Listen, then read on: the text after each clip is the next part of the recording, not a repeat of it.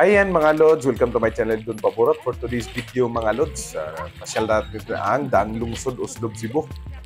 Maganda doon Lods.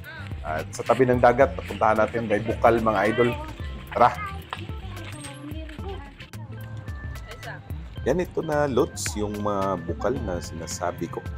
Ayan, so tubig ang lumalabas dyan mga idol. Galing sa bundok. So papuntang dagat din siya mga Lods, no? Yung nakita nyo kulay green mga idol, yan yung seaweeds.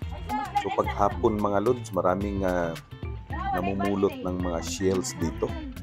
Pag low tide, walang dagat mga idol, no? And so pag high tide siya mga Lods, maraming naliligo. Ayan, tulad nila. So yan, papuntayan doon mga Lods. Sa unahan naman mga Lods, doon nung makikita mga butanding.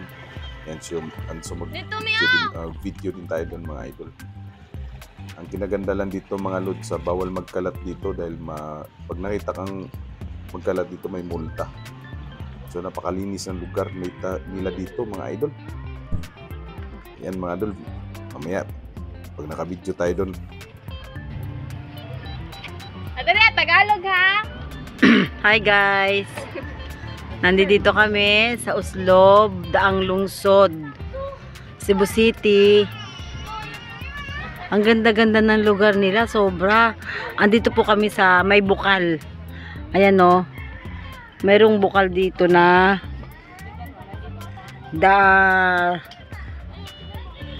tubig. Ayan no. Saan ba yun?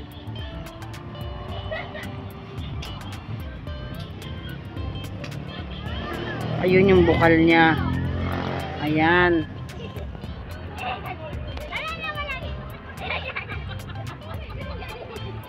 Sobrang ganda din.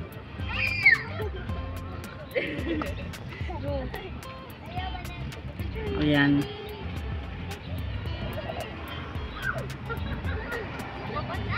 Dito po ang unang pangkabuhayan nila ay yung pangingisda. Pangingisda at saka yung ayan o, ayan.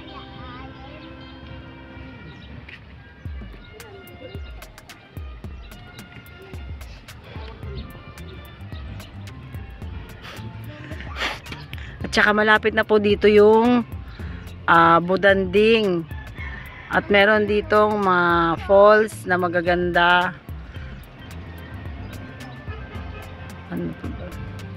Ayan.